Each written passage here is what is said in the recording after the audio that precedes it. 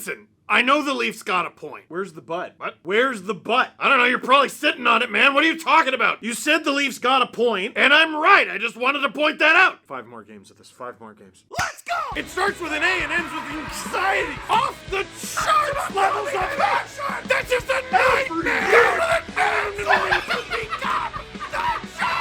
With you wherever you are, welcome to LFR. Leafs lose 6-7. I'm sorry. To the Los Angeles Kings. They get a point in the standings. That's bad. Maybe. But the Kings get 2 points, and that is, for the Toronto Maple Leafs, objectively good. And we're going to talk about that. But first, do you want to dominate off the ice the way that teams that build through keeping their first-round picks dominate on the ice? Well, then you should check out the Toyota Tacoma. You need a Toyota Tacoma in your life, my friend. Because its standard I-Force engine boosts an impressive towing capacity of up to 6,400 pounds. That's so many pounds. We almost had that many goals. Whether you're heading out on the road to cheer for or against your team, really that's your prerogative, or if you're hauling your gear to the rink, you can handle that with ease with the Toyota Tacoma. Its available power liftgate makes taking your stuff in and out of your truck a cinch. For example, if your friend Scott wants you to take his equipment and bring it to the airport for no good reason, the Toyota Tacoma would be perfect for that. I just miss him. If you want to experience power, capability, and convenience, then you need the Toyota Tacoma in your life. Visit shoptoyota.ca, or, here's a great idea, visit your local Ontario Toyota dealer during Red Tag Days, which is now through the end of May. Now, let's talk about the game. They can't do anything wrong! So listen.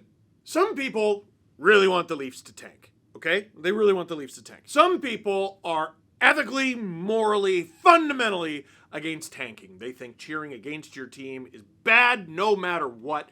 And honestly, I understand. I understand both arguments personally, and it's not a matter of logic, it's a matter of philosophy. But I gotta be honest with you, there was no argument for the Leafs winning that hockey game against the LA Kings being a good thing. Oh, that's not true. Oh, it objectively is, because this team is mathematically eliminated from the playoffs. They cannot make the playoffs. Well, the Leafs don't have their first round pick. Well, they sort of do. They might. The Leafs need to get a top 5 pick, and if they get a top 5 pick, they get to keep that pick, whether it's first, second, third, fourth, or fifth. If the pick is 6th, 7th, 8th, 9th, 10th, 11th, you get the point. They don't get it. It goes to Boston. Ew. Now, it's sort of out of the Leafs' hands, where they end up. They can win or they can lose, but who knows who beneath them is going to win enough games for it to matter, and who knows who above them is going to lose enough games for it to matter. You don't know. You have no idea. But here's the thing.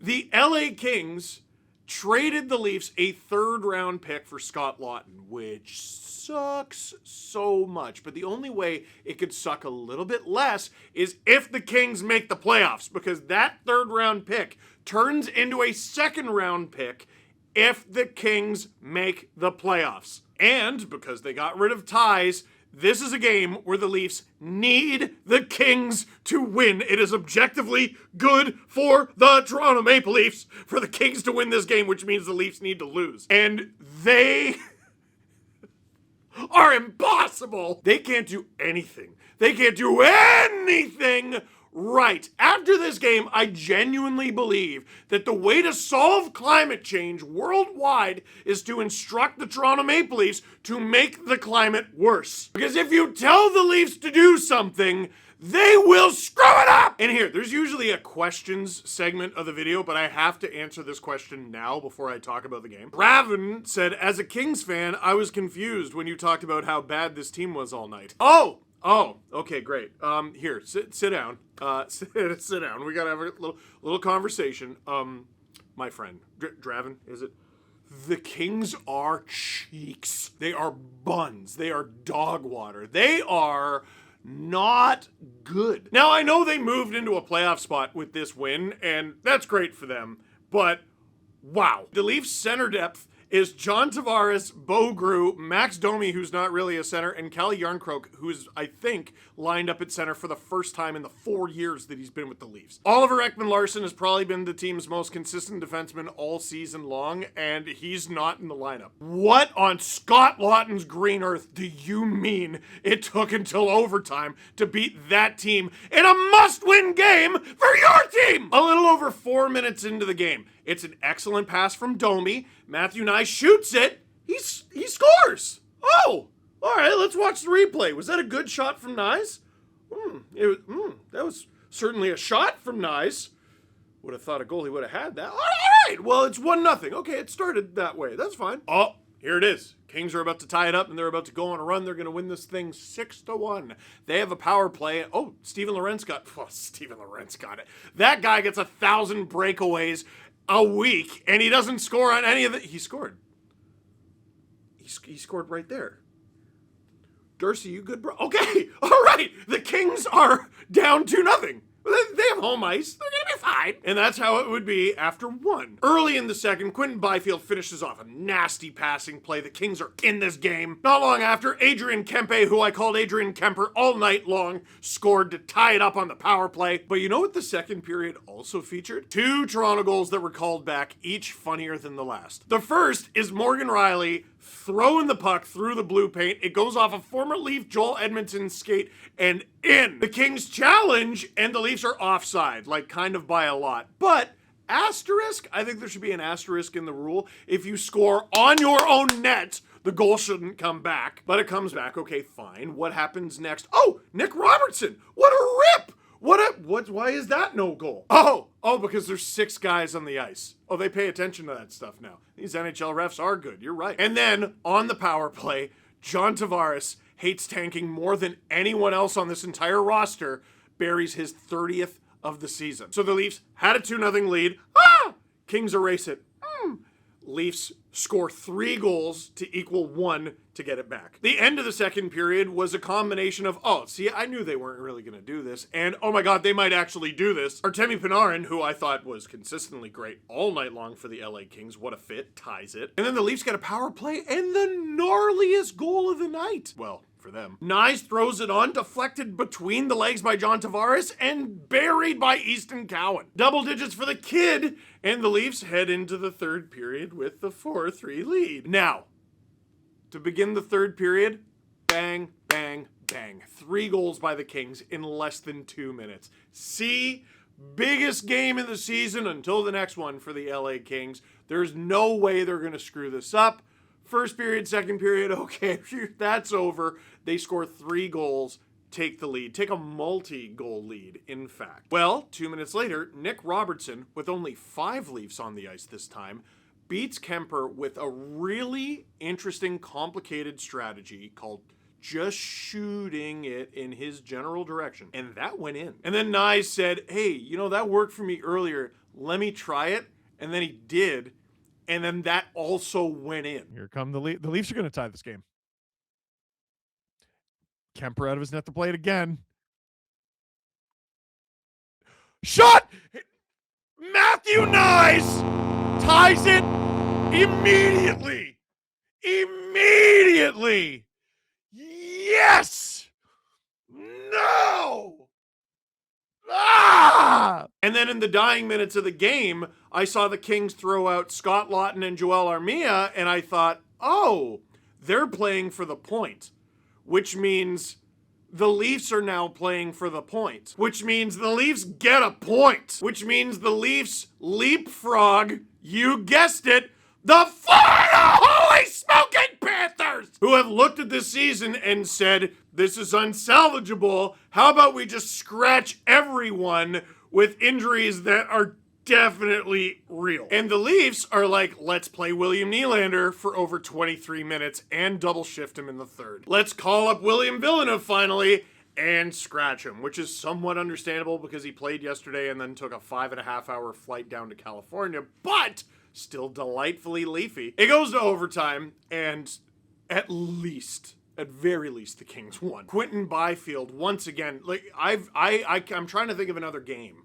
where one player had two of the most gorgeous tap-ins I've ever seen. Kempe and Panarin wheeling and dealing, and they get it to Byfield for the just tap in. Despite the fact that Darcy Kemper allowed 6 goals on 20 shots, which is 8 goals on 22 shots if you count the 2 that were disallowed, the Kings get 2 points, and with that, move into a playoff spot for the time being, because they have the Sharks nipping at their heels, and they got the Preds nipping at their heels, and wouldn't you know it, they're playing against each other tonight. But enough about the Kings. Let's continue the conversation about should or shouldn't the Leafs tank, because I think I'm on team don't tank. But Steve, don't you understand? I understand. I don't think the Leafs can achieve the thing that you want them to achieve. People are pointing out that the Leafs are 5th last in the NHL in points percentage, and that's what's most important. Well, sort of. You do have to play the games. The Leafs have 7 teams behind them.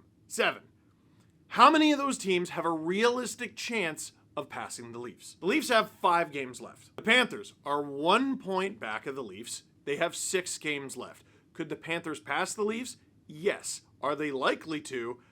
They're actively trying to lose each and every game. They almost allowed 10. And I don't mean they're trying to throw the game. I just mean they're simply not icing any of their players. St. Louis Blues, they have 7 games left. They are 2 points back of the Leafs. Could the Blues pass the Leafs? Yes. The Seattle Kraken, at the time I'm shooting this video, my goodness, they have 8 games left. They are 3 points back of the Leafs. Could they pass the Leafs? Yes. The Rangers have 5 games left. They are 5 points back of the Leafs. Could the Rangers do it? Mathematically, yes. Will they do it? I highly, highly doubt it. Calgary has 7 games left. They have 70 points, which means they're 8 points back of the Leafs. Are they going to pass the Leafs? Again, mathematically it's possible, but just straight up no, that is not going to happen. Chicago has 68 points. That's not going to happen. Vancouver 52. Holy cow. So let's be optimists about this. Let's say the Leafs lose a bunch of games. Optimists in terms of tanking. Let's say the Leafs lose a bunch of games. The Panthers pass them. The Blues pass them. The Kraken pass them, and none of the teams that are just ahead of the Leafs, like the Jets or the Preds or the Sharks, fall behind them. 1, 2, 3, 4.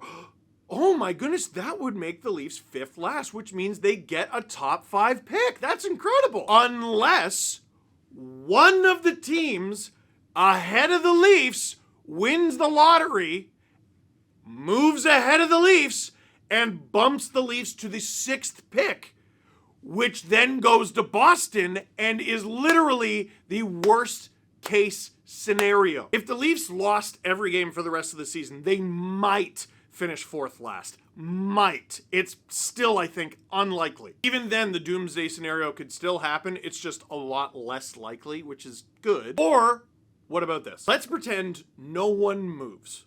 Right now, the Leafs are 8th last. Let's pretend in the lottery no one moves. Bruins get pick 8. That sucks. That sucks a lot. Better than 6, though. Or, the scenario that I've been laying out, what if the Leafs win? What if the Leafs pass the Jets? Okay, well now it's 9th. What if the Leafs pass the Preds? Well now it's 10th. What if the Leafs pass the Sharks? Well now we're cooking with gas. I don't know what I want. I'm just saying, don't be like, oh, we just gotta get into the bottom 5. That doesn't absolve you of a potential doomsday scenario of giving the Bruins the 6th overall pick. And don't worry, I can hear Jesse Blake. The actual doomsday scenario is giving one of Boston or Philly the 1st overall pick next year. Yeah, anyway, I think there's a reason they fired the GM who made those deals, eh? The Leafs' remaining games. Washington, the Islanders, both of those teams desperately need to win those games.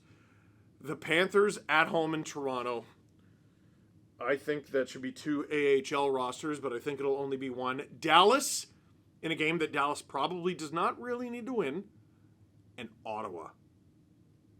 And beating them might be worth it. But also, looking at the way that you play those guys, you're gonna get rocked. Questions. Our friends in Florida got eliminated tonight. Hey, what % certain are you that Gary and Bill will rig the draft lottery so Florida's miracle unprotected 1st round pick this season magically gifts them 1st overall on McKenna? I don't think the league would ever rig the draft. But I do 100% believe the Florida Panthers are picking 1st. I do. Mark it down. mark it, etch it in stone. The Panthers are winning the draft lottery this year. Easton Cowan, eh? Dude, I love the way that Cowan and Mikey Anderson were going at each other all night. This, listen, what happened to Matthews in the Gudis incident is objectively horrible and bad and crap. What is good is when horrible and bad and crap things happen and you at least learn from those horrible and bad and crap things. That is your role as a young player in this league. It's not go out there and score goals or learn how to back check or do this, do that. It's literally just learn. Learn from the bad crap that happens. Easton Cowan has been a sponge. And since that incident with Gudis, he's been an entirely different player, a much improved player. The kid hit double-digit goals tonight. He's feisty. He's not afraid of anybody.